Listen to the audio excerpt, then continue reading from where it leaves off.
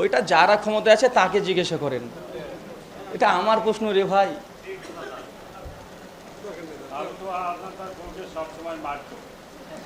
বদমাস, আপনাদের বদমাইশি প্রশ্ন দরকার নেই ভাই। ঘরের জিনিস ঘরে থাক।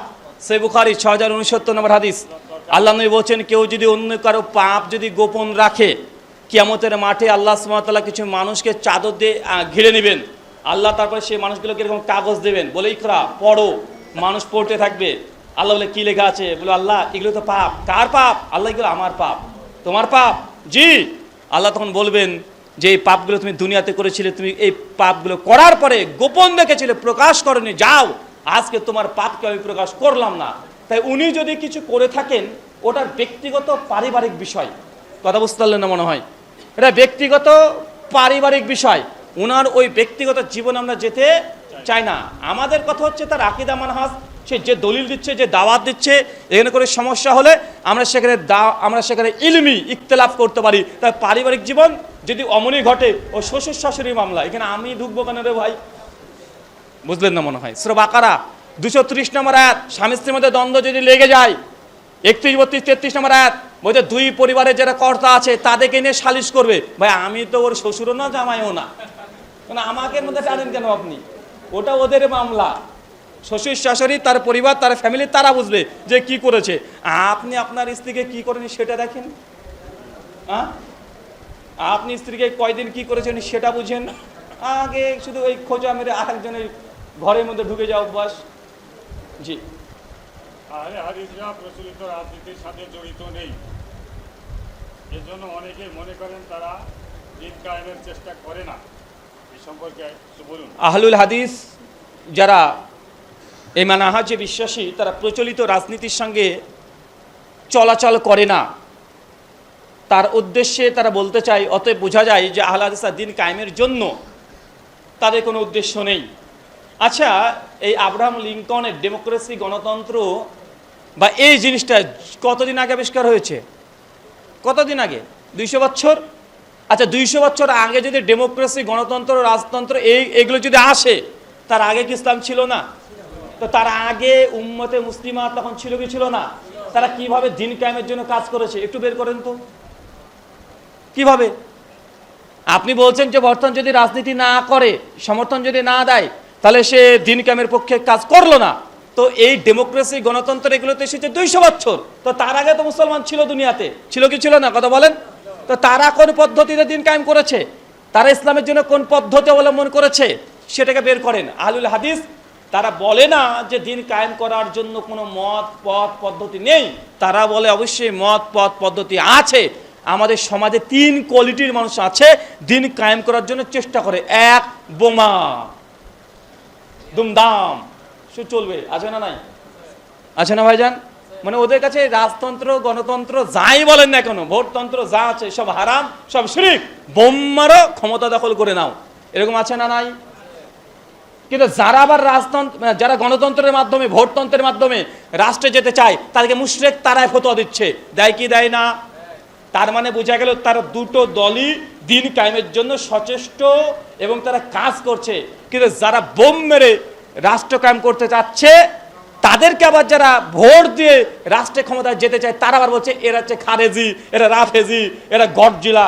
কত ফতোয়া আছে না নাই? কথা বলেন। যে খারেজি, রাফেজি, মুরজিলা, গডজিলা যা পারে তাই বলে দিচ্ছে। দেখা যায় কি যায় না? তো দুজনকে বলছো, অভিযোগ করছে যে তোর রাস্তা সঠিক নয়, এ বলছে এই রাস্তা সঠিক নয়। যারা বোম মারে আর যারা ভোট দেয়, ভোট পদ্ধতির লোকেরা বলছে বোম দিয়ে ক্ষমতায় যাওয়া শরীয়তে জায়েজ নয়, এটা হারাম। আবার যারা বোম দিয়ে রাষ্ট্র কায়েম করতে যায়, তারা বলছে ভোট দেওয়া এটা শিরক। ফতোয়া দিচ্ছে কি দিচ্ছে না? আসলে সবাই কাজ করতে চায়, কিন্তু কার পথটা সঠিক পথ এটাই গুরুত্বপূর্ণ। আহলে হাদিস তারাও বলে যে দিন কায়েমের জন্য দাওয়াত, এর বিকল্প কিছু নেই। আমাদের পথ হচ্ছে কি? কথা বলেন। দাওয়াত দিয়ে আগে মানুষের হৃদয় পরিবর্তন করেন, অটোমেটিক রাস্তায় আপনি যেতে পারবেন। এখন আপনার রাস্তা পরিষ্কার না, পরিচ্ছন্ন না, আপনি কিভাবে রাষ্ট্রে আগে ক্ষমতায় চলে যাবেন? বিগত দিনে পৃথিবীতে যত জায়গায় যারা এইভাবে রাষ্ট্র কায়েম করতে চেয়েছে, কেউ ধরে রাখতে পারেনি, পেরেছে? কথা বলেন। আর আমাদের কিউট বয় বাংলাদেশের রেজাল করিম আবরার, ওর বক্তব্য শুনবেন, ইউটিউবে চলে যান, যে গণতন্ত্র ভোট দেওয়া যাবে কি যাবে না, উনি একই কথা বলেছেন, উনাদের একই কথা। এনায়েতুল আব্বাসী উনি একই কথা বলছেন যে দাওয়াত ব্যতীত অন্য কোনো পথ দিয়ে রাষ্ট্র কায়েম করা যাবে না, বাকি যে পথ এলো সঠিক না। ভাই আমাদেরও একটা ওয়ে আছে, তাদেরও ওয়ে আছে। তুমি আমার পথটাকে মনে করছো ভুল, তেমনি আমি তোমার পথটাকে ভুল মনে করছি। কথা বুঝতে পারলেন কি? সবাই আমরা কাজ করছি, কিন্তু এখন কার রাস্তা সঠিক এটাই গুরুত্বপূর্ণ। আমরা বলছি দাওয়াতি ময়দান, এটাই মানহাজুস সালাফ, সালাফরা এইভাবে এই পথেই তারা ইসলামকে বিজয় দেখার জন্য তারা সচেষ্ট হয়েছেন। শুকরান। মসজিদে আউয়াল ওয়াক্তে নামাজ হয় না জামাতে, একা একই কি আগেই পড়ে নেওয়া যাবে কিনা আউয়াল ওয়াক্তে? আউয়াল ওয়াক্তে যদি জামাত না হয় তাহলে আগেই পড়ে নিতে পারবেন কি পারবেন না। এখন কতটুক সময় লেট করছে, ডিলে করছে, এটা দেখতে হবে। দেখছো 15-20 মিনিটে কম বেশি হচ্ছে, তাহলে জামাত এটা অনেক গুরুত্বপূর্ণ বিষয়। কথা বুঝতে পারলেন? তাই জামাতে সামিল হয়ে যান। তো দেখছেন যে না ঘন্টা পার করে দিচ্ছে, তাহলে আউয়াল ওয়াক্তে এসে 2-4 জন মিলে জামাত করে সালাত আদায় করে নেন, সমস্যা নেই। ইবনে মাসউদ থেকে হাদিস বর্ণনা আছে যে আউয়াল ওয়াক্তের গুরুত্ব অনেক ক্ষেত্রে জামাতের চাইতে বেশি গুরুত্ব হয়ে যায়, কিন্তু জামাতের গুরুত্বও স্বতন্ত্র আছে। দুটোকে সমন্বয় করতে পারলে ভালো। আর দেখা যাচ্ছে যে না সমন্বয় করা সম্ভব হচ্ছে না, মানে নামাজ জামাত ধরতে গেলে একদম ওয়াক্ত শেষ হয়ে যাচ্ছে, তাহলে আপনার উচিত একাকী আউয়াল ওয়াক্তে সালাত আদায় করে নেওয়া 2-4 জন সঙ্গে নিয়ে। শুকরান। করতে অনেক সময় লাগবে। পাখি শিকার করা কি ইসলামী বিধানে হালাল? যদি হালাল হয় তাহলে এমন জায়গায় কাজ করলে কি সেটা বৈধ হবে? স্বাভাবিকভাবে পাখিকে নিশানা বানিয়ে তাকে হত্যা করা ইসলামে জায়েজ নয়। সুনান ইবনে মাজার একদম কিতাবুস সুন্নাহ অধ্যায়ের 44 নম্বর হাদিস থেকে পরপর পড়তে শুরু করে দিবেন। আল্লাহ নবী আলাইহিস সালাম একজন সাহাবী পাথর দিয়ে পাখিকে নিক্ষেপ করছিলেন, আল্লাহ নবী রাগান্বিত হয়েছিলেন। তাই যে কোনো পাখিকে আপনি শিকারের উদ্দেশ্যে মারবেন বা গান প্র্যাকটিস করার জন্য মারবেন, ইসলাম এটা কি জায়েজ নয়। পাখিকে খাঁচায় বন্দি রেখে স্বাভাবিকভাবে বাড়িতে পোষা এটাও জায়েজ নয়। যদি দায়িত্ব নিতে পারেন যে না পাখির আপনি তাকে খাদ্য দিতে পারবেন, তার দায়িত্ব দেখভাল করতে পারবেন, সেক্ষেত্রে বৈধ হতে পারে, তবে পাখিকে বদ্ধ রাখা এটা বৈধ নয়। সহিহ বুখারী 3308 নম্বর হাদিস, আল্লাহ নবী বলছেন একজন নারী একটা বেড়ালের কারণে জাহান্নামে যাবে। অপরাধ, মেয়েটা বেড়ালটাকে পালতো, কিন্তু বেড়ালটাকে সে একদিন বেঁধে রেখেছিল, খেতে ঠিকঠাক দেয় নাই, বেড়ালটা মারা গেছে। আল্লাহ নবী বলছেন এই মেয়েটা জাহান্নামে যাবে। কোথায় যাবে? কোথায় যাবে? জাহান্নামে যাবে। তাই যদি কোনো জন্তু পশু প্রাণীকে পুষতে চান, রাখতে চান, যে দায়িত্ব লঙ্ঘন করার কারণে সে যদি অস্বস্তি বোধ মনে করে, তার উপরে যদি অন্যায় করেন, জুলুম করেন, তো আপনি গুনাহগারের অন্তর্ভুক্ত হবে। ইসলাম কোনো চতুষ্পদ জন্তুকেও জুলুম করার অধিকার আপনাকে দেয় নাই। আল্লাহ নবী বলছেন যখন কোনো উটকে বোঝা দিবে, অতিরিক্ত বোঝা চাপিয়ে দেব না। অতিরিক্ত মানে এলাকাতে আগে দেখা যেত না, একটা গরু দেখাচ্ছে 2 কুইন্টাল বইতে পারে, তাকে 4 কুইন্টাল তুলে দিয়েছে, কিন্তু এই গরু বা ঘোড়াটা আর চলতে পারে না, আর মালিক যিনি আছেন তাকে জোরে জোরে তাকে পেটাচ্ছে। আছে না নাই? আছে না? আগে যেমন মাঠ ঘাটে আমরা দেখা যেত যে বলদগুলো নাঙ্গল টানতে পারে না, তাকে সবাক সবাক করে মেরে দিচ্ছে, দেখা যেত কি যেত না? 1500 বছর আগে আল্লাহ নবী বলেছে যে না, পশুদেরকে এইভাবে নির্যাতন করা যাবে না, এটাও জুলুম, আপনি অন্যায় করছেন তাদের সঙ্গে, জিজ্ঞাসিত হতে হবে কিয়ামতের মাঠে। জি। এর প্রশ্ন হলো মুসলিম উম্মার জন্য আরো অসংখ্য বাধা রাহুল তৈরি হওয়া উচিত, আপনি কি করছেন? আমি কিছুই করছি না রে ভাই, আমি নিজেই বিপদে আছি। নিয়াত আছে ইনশাআল্লাহ, অনেক স্বপ্ন আছে, তাই পরিবেশ পরিস্থিতি এখন অনুকূলে নয়। যখন অনুকূল আমরা মনে করব ইনশাআল্লাহ অনেক বড় বড় স্বপ্ন আছে। বিশেষ করে যে হাদিসটা আপনাদেরকে বলেছি যে ইসলাম যেন পৃথিবীর প্রত্যেক ঘরে ঘরে পৌঁছায়, এবং ইসলাম গোটা বিশ্ব জগতের মধ্যে সর্বশ্রেষ্ঠ দিন। কেন কেন গোটা বিশ্ব জগতে একমাত্র ইসলামই সত্য, বাকি কোনো ধর্ম সত্য না, এই মর্মে কাজ করার অনেক ইচ্ছা আছে, কিন্তু পরিস্থিতি এখন অনুকূলে নয়। যদি বেশি করতে যাই তাহলে নবী ইউসুফ আলাইহিস সালামের মতো চলে যেতে হবে, তো এখন যেতে চাচ্ছি না। কথা বুঝলেন না মনে হয়? এখনো সময় আছে, আল্লাহ যদি বারাকা দান করে, হায়াত যদি রাখে, আপনাদেরকে নিয়েই কাজ করার ইচ্ছা আছে। বড় স্বপ্ন যে মাদ্রাসা করব এমনটা নয়। অনেক প্রস্তাব এসেছে, ভাই মাদ্রাসা করেন, জমি দিচ্ছি বা বিল্ডিং করে দিচ্ছি। তা আমার ইন্টারেস্ট এই জায়গাতে নাই। আমার ইন্টারেস্ট জেনারেল যুবক তরুণদেরকে নিয়ে, যারা দিনে এসেছে অনেক পরে, আমার মতো 20 বছর 22 বছর বয়সে, তারপর দিনকে ভালোবেসেছে, প্রাণের চাইতে বেশি ভালোবাসে। এই ব্যক্তি যুবকদেরকে নিয়ে আমার কিছু স্বপ্ন আছে, বিশেষ করে তাদেরকে দায়ী তৈরি করা। শর্ট কোর্স 2 থেকে 3 বছরের মধ্যে তাদেরকে কমপক্ষে ইসলামী আকিদা, ফিক, কোরআন মাজিদ, তাজবিদ করে পড়া, এবং এই একটা ফ্যাকাল্টি, সঙ্গে সঙ্গে আধুনিক যতগুলো মতবাদ আছে, যতগুলো আছে, শুধু ধর্ম নয়, হিন্দুইজম, খ্রিস্টানিটি, জুইসিজম, এগুলো শুধু না, এর সঙ্গে ফ্যামিনিজম বলেন বা নারীবাদী আন্দোলন, যেগুলো তারা আইডিওলজি খাড়া করছে, ইসলামের বিরুদ্ধে অ্যাথিজম, অ্যাগনস্টিকিজম, যতগুলো আছে আধুনিক মতবাদ, সবগুলোরকে কিভাবে রদ করা যায়, কিভাবে তাদের সঙ্গে কথা বলা যায়, তাদের দলিলকে কিভাবে খণ্ডন করা যায়, ডিবেটিং স্কেল কিভাবে তৈরি করা যায়, কোন প্রশ্নের জবাব কিভাবে দিতে হয়, মানে এইগুলো আলহামদুলিল্লাহ আমাদের কাছে খাতা কলমে রেডি, কিন্তু আমরা এখন পেশ করতে পারছি না। যখন সুযোগ হবে ইনশাআল্লাহ যুবক তরুণদেরকে নিয়ে কাজ করার স্বপ্ন আছে, কিন্তু এর জন্য অনেক কিছুই প্রয়োজন। এখন আমি বলতে পারেন ভাই শুরু করে দেন, ভাই শুরু করব বললেই তো করবো না, যদি শুরু করে দিই, না হলেও ভারত, বাংলাদেশ, আমাদের আসাম, পশ্চিমবাংলা, বিহার, ঝাড়খণ্ড, বাংলাদেশ পুরো 64 জেলা, কমপক্ষে না হলেও 2-4 হাজার ছাত্র এরকম আছে যারা বারবার বলে ভাই এরকম করেন, আমরা চাই চাই চাই। 4,000 যে ছাত্র হয়ে যায়, কোথায় রাখবো রে ভাই? ওরা হাগু করার ঘরই তো দিতে পারবো না। কথা বুঝলেন না মনে হয়? ও থাকার ব্যবস্থা করতে হবে, কমপক্ষে খাওয়া দাওয়ার ব্যবস্থা করতে হবে। 1 মাসের জন্য যদি কোনো দাওয়া ট্রেনিং প্রোগ্রাম করবো মনে করি, অনেকে বলে ডিটিপি কোর্স করেন, দাওয়া ট্রেনিং প্রোগ্রাম আগে আমি করতাম ইন্ডিয়াতে, ছোটোভাবে। তো দাওয়া ট্রেনিং প্রোগ্রাম বড় করে করতে গেলেও যদি 500 ছাত্র যদি হয়ে যায়, তো রাখবো কোথায়, খাওয়াবো কোথায়? কমপক্ষে 15 থেকে 1 মাস, যেমন ডক্টর নায়েক তিনি করেন, প্রত্যেক বছর একবার করে করতেন। ব্রাদার ইমরান তিনি ইন্ডিয়াতে করেন, ব্রাদার সিরাজুর রহমান তিনারা করেন, কি করেন, ছোট আকারের দাওয়া ট্রেনিং প্রোগ্রাম 15 দিনে। যা তরুণ যুবক আছে, দাওয়া কিভাবে দিতে হয়, কিভাবে একজন হিন্দুর সঙ্গে কথা বলবেন, খ্রিস্টানের সঙ্গে কথা বলবেন, নাস্তিকের সঙ্গে কথা বলবেন, এই কৌশল শিখিয়ে দেওয়া। মানে এইগুলো করতে গেলে সময় আমাদের আছে আলহামদুলিল্লাহ, সময় দিতে পারবো, কিন্তু পরিস্থিতি নেই। বিল্ডিং প্রয়োজন, জায়গা প্রয়োজন, আর অনেক কিছু প্রয়োজন। যখন আল্লাহ চাইবেন ইনশাআল্লাহ হবে, তবে নিয়াত আছে, আল্লাহ কবুল করুক, আমিন। দোয়া করবেন যেন আল্লাহ সুবহানাহু ওয়া তাআলা দ্রুত আমাদেরকে সফলতা দান করে, আমিন। আমার একটা প্রশ্ন আছে, ইন্ডিয়া সহ পৃথিবীর কিছু দেশ আছে, যেমন চীনের জিনজিয়াং, সেখানে মুসলিমরা ঠিকমতো ইসলাম পালন করতে পারে না, জগা খিচুড়ি ইসলাম পালন করে। ভারতে যেমন হিন্দুদের সাথে মিশে থাকে, তাদের কিছু সংস্কৃতি নেয় জীবনকে বাঁচানোর জন্য, এইভাবে ইসলাম পালন করে গেলে তাদের কি পরিণতি?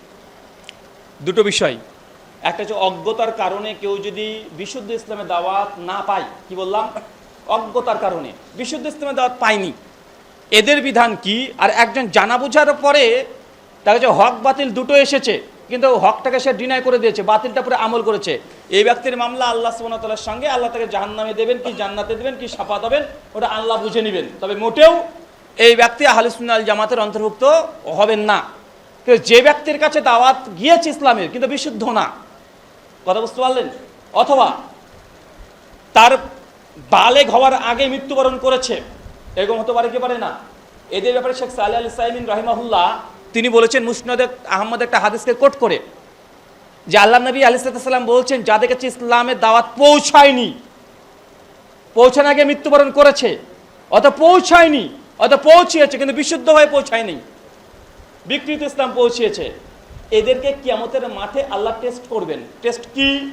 আল্লাহ সুবহানাহু ওয়া তাআলা ওই মানুষগুলোকে ডেকে বলবেন যে তোমাদের কাছে ইসলামের দাওয়াত গিয়েছে, জি গিয়েছে।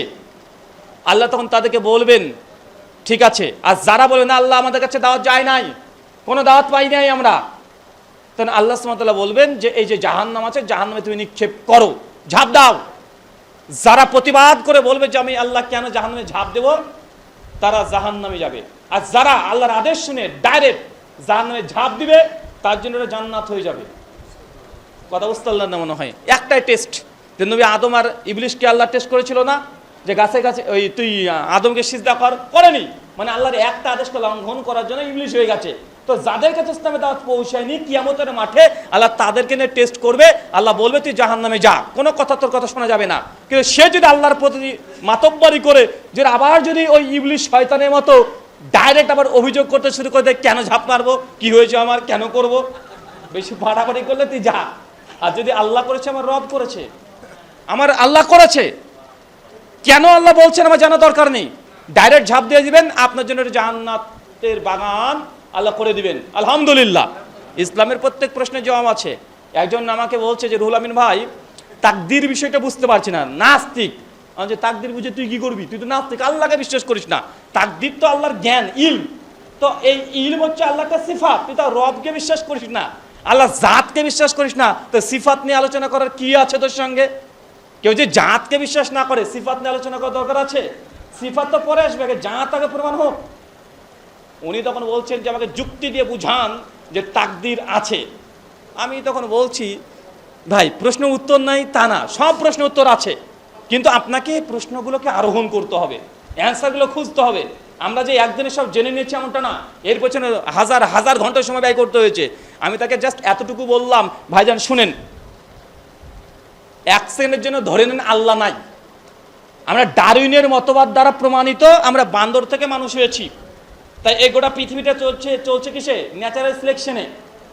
মানে যা দেখছেন এটা একাকী হয়ে গেছে, হঠাৎই ঘটে গেছে, মানে আন্দাজে ঘটে গেছে, এমনি এমনি ঘটে গেছে। মানে এটা যে নাস্তিকদের দাবি যে পৃথিবী তাহলে কি হতে পারে এমনি এমনি। আরে বেটা, এমনি এমনি কিছু হয়? হ্যাঁ, এখন তাকে পাল্টা প্রশ্ন করেন। আমি তাকে বলেছি যে ভাই, একজন মানুষ ধর্ষণ কেন করে বলেন, উত্তর দিন।